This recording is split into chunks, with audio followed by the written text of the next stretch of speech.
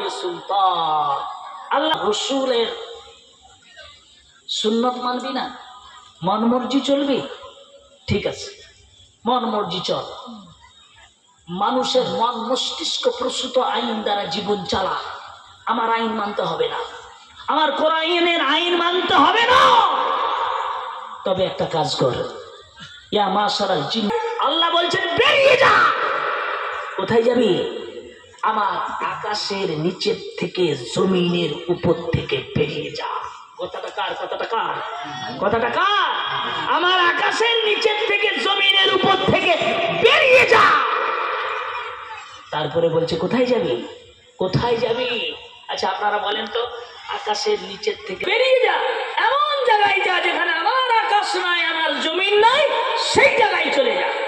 সেই জায়গায় চলে যাও, আমার হুকুম মানা লাগবে না, আমার কোরআনের আইন মানা লাগবে না, মন মর্জি জীবন যাপন কর।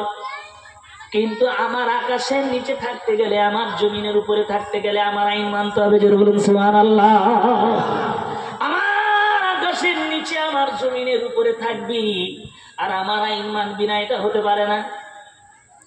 আল্লাহ রাব্বুল আলামিন বলেন পৃথিবীর কোনো এমন একটা জায়গা নাই যেখানে আমার আকাশ নাই, আমার জমিন নাই। গোটা পৃথিবীটা আমি আমার আকাশ এবং জমিন দিয়ে প্যাকেট করে রেখে দিয়েছি। যাবে না সুবহানাল্লাহ? নারী দেখবে। আচ্ছা আল্লাহ যে বললেন যা বেরিয়ে যা, এই কথাটা বলছেন কবে? আজ থেকে ১৫০০ বছর পূর্বে আল্লাহ পাক বলছেন আমার আকাশ এবং জমিনের থেকে বেরিয়ে যা। আচ্ছা এখনো পর্যন্ত কোন বান্দাকে এরকম জায়গায় আল্লাহ বার করে দিয়েছে? এ কথা বলেন। ১৫০০ বছর আগে তো বলছে। আল্লাহর বলার মানেটা কি? আমার বান্দা যেন ফিরে আসে। জোরে বলুন না সুবহানাল্লাহ। আর একটু জোরে বলুন সুবহানাল্লাহ। ১৫০০ বছর আগে বলছে, কিন্তু আল্লাহ বার করে দেন না কেন? আল্লাহ বলছে আমি রহমান, আমি দয়ালু, আমি মেহেরবান। জোরে বলুন না সুবহানাল্লাহ। এখানে শেষ না, ধ্বংস হ। কে বলছে? কে বলছে? আল্লাহ বলছে ধ্বংস হ। আল্লাহ কখন এই কথা বলছেন জানেন? কখন বলছেন বলেন তো? একটা বান্দা আর একটা বান্দার জমিন জায়গা ছিনিয়ে নেয়, আল্লাহ তখন বলে কুতিলাল ইনসান, ধ্বংস হ, ধ্বংস হয়ে যা। আচ্ছা বান্দাকে আল্লাহ এত ভালোবাসে, তারপরে কেন বলে ধ্বংস হয়ে যা? আমি প্রত্যেকটা কথা কোরআন দিয়ে বলছি। আল্লাহ রাব্বুল আলামিন বলেন বান্দারে এত সুন্দর, এত সুন্দর করে তোদেরকে সৃষ্টি করেছি। লাকাদ খালাকনাল ইনসানা ফি আহসানি তাকওয়িম। তোদের মতো সুন্দর করে আমি আর কাউকে সৃষ্টি করিনি। সুন্দর অবয়বে তোদেরকে আমি সৃষ্টি করেছি।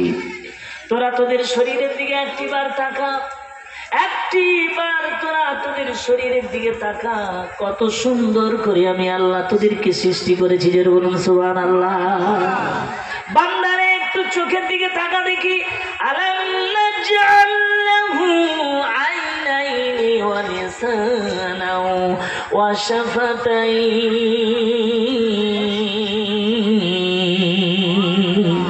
আলাম নাজআল লাহু আইনাইন, কি সুন্দর করে তোদের চোখটা আমি আল্লাহ পাক বানিয়েছি। একবার অন্ধকে জিজ্ঞাসা কর যার চোখ নাই, অন্ধর কাছে একবার যা, আর অন্ধকে একবার জিজ্ঞাসা কর তোর জনম দুঃখিনী মা যে তোকে সন্তানকে তোকে পেটের মধ্যে রেখেছে, 10 মাস 10 দিন গর্ভধারণের যন্ত্রণা আর প্রসবের যন্ত্রণা সহ্য করে যে মা তোকে দুনিয়ায় মুখ দেখালো, সেই মাটা কেমন দেখতে তুই একবার বল। ওই অন্ধ বলবে হারে যে মার জন্য এই পৃথিবীতে এসেছি, ওই মাটাকে দেখতে পেলাম না। যে সন্তানটা আমাকে আব্বা আব্বা বলে ডাকে, যখন 2 বছর 3 বছর কোন সন্তান তার আব্বাকে আব্বা বলে ডাকে, সেই সময় তার ভাষাটা ছলো ছলো, নতুন নতুন ভাষা শিখেছে, আব্বা আব্বা বলে, আর কত রকম নতুন নতুন কথা বলে। ওই যখন আব্বা বলে ডাকে, আব্বার মনের মধ্যে কত শান্তি।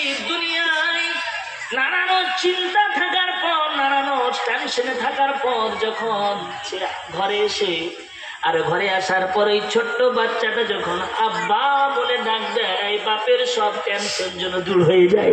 ঠিক কিনা বলে? বাপের সমস্ত টেনশন যেন দূর হয়ে যায়। তুমি একটিবার অন্ধর কাছে চলে যাও, অন্ধকে যে জিজ্ঞাসা করো, তোমার কলেজার টুকরা বাচ্চাটা তোমাকে যখন আব্বা আব্বা বলে ডাকে, তোমাকে কেমন লাগে তুমি বলো? বলে, কানে তো শুনতে পাই আব্বা আব্বার ডাক, কিন্তু চোখে যদি আমার কলেজার টুকরা সন্তানকে একটিবার দেখতাম, আমার দিলটা বড় খুশ হয়ে যেত। জোরে বলুন না সুবহানাল্লাহ। যে চোখে যে স্ত্রী তোমাকে এত ভালোবাসে, সেই স্ত্রীকে তুমি চোখে কোনোদিন দেখলে না। এই দুনিয়ার রং তামাশা কেমন, সূর্য কেমন, চাঁদ কেমন,